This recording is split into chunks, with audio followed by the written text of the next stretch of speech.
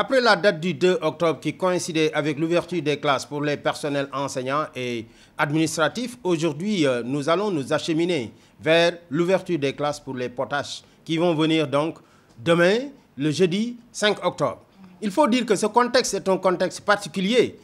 qui est marqué par des impairs que nous avons notés à travers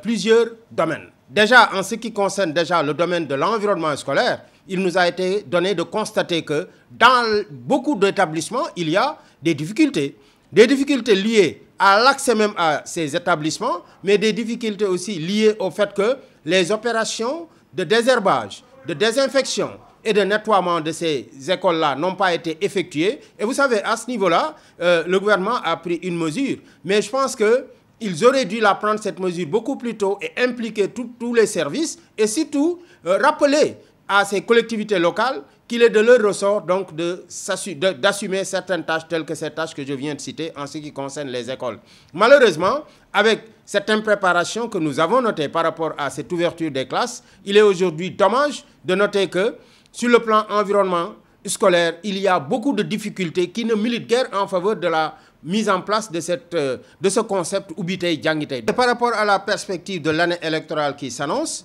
nous, en tant que syndicat très patriote et très responsable, nous avions eu à mener une démarche très responsable. La démarche consistait déjà, durant la lutte que nous avions engagée lors de l'année scolaire écoulée, à demander au gouvernement de mettre à profit les vacances de 2023 pour matérialiser l'ensemble des accords, pour aussi mettre donc à profit ces vacances pour s'acquitter de tout ce qui devrait contribuer au bon fonctionnement et à la bonne marche de l'école sénégalaise. Cela permettrait aux syndicats responsables que nous sommes, pendant que nous serions en année électorale maintenant, de pouvoir assurer la stabilité de l'école parce que aussi nous avons besoin d'une école stable pour participer au développement de notre pays.